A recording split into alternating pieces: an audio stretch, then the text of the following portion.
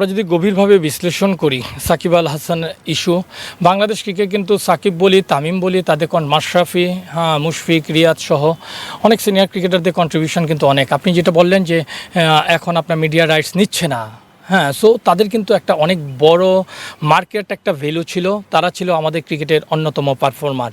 2015 world কাপের পর থেকে আমরা যদি দেখি আমাদের ক্রিকেটটা ওয়ানডে ক্রিকেটে অনেক দূর আগিয়েছে। সো এদের ভূমিকাটা কিন্তু অত্যন্ত গুরুত্বপূর্ণ ছিল। পর্যায়ক্রমে আমরা দেখলাম যে খেলোয়াড়ি অবস্থায় কিন্তু মাশরাফি রাজনীতিতে ইনভলভ হলো, পরবর্তীতে সাকিব আল হাসান ইনভলভ হলো।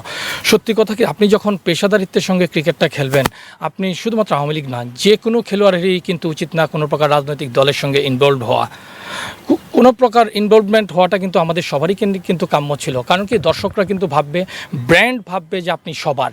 আপনি যখন নিজেকে বিভক্ত করে ফেলছেন, তখন কিন্তু আপনি বিভক্তিতে পড়ে গেছেন। সাকিবের ইস্যুটা যেটা হয়েছে, সাকিব আল হাসান কিন্তু এখনও কিন্তু তার কন্ট্রিবিউট করবার মতো অনেক বড় অবস্থান ছিল এবং তিনি সম্পূর্ণ রাজনৈতিক কারণেই কিন্তু দেশে আসতে পারছেন না। প্রশ্ন তো এটাই। সো এখন কিন্তু এই ইস্যুটা আমি যদি বলি, শুধুমাত্র ক্রিকেট বোর্ড বা ক্রীড়া মন্ত্রণালয় তাদের হাতে কিন্তু নেই। আপনি 5ই আগস্টের বিপ্লবের পর পরিস্থিতিটা কিন্তু আমাদের ভাবতে হবে।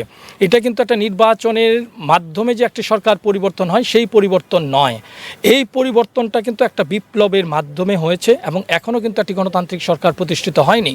সো গণতান্ত্রিক সরকার প্রতিষ্ঠা না হওয়া পর্যন্ত সাকিব আল হাসানের ব্যাক করাটা আমার কাছে মনে হয় অত্যন্ত কঠিন হবে।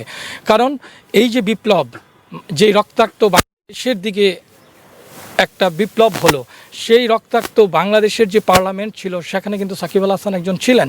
সো বাংলাদেশের মানুষ, ছাত্র জনতা কিন্তু এখনও এই জিনিসটাকে, সাকিব আল হাসানের অবস্থাটাকে ইতিবাচকভাবে কিন্তু নেননি।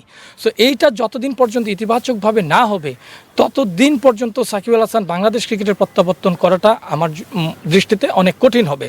আর সাকিব আল হাসান আরেকটা ব্যাপার, দেশে এসে উনি রিটায়ারমেন্টের প্রত্যয় ব্যক্ত করেছিলেন।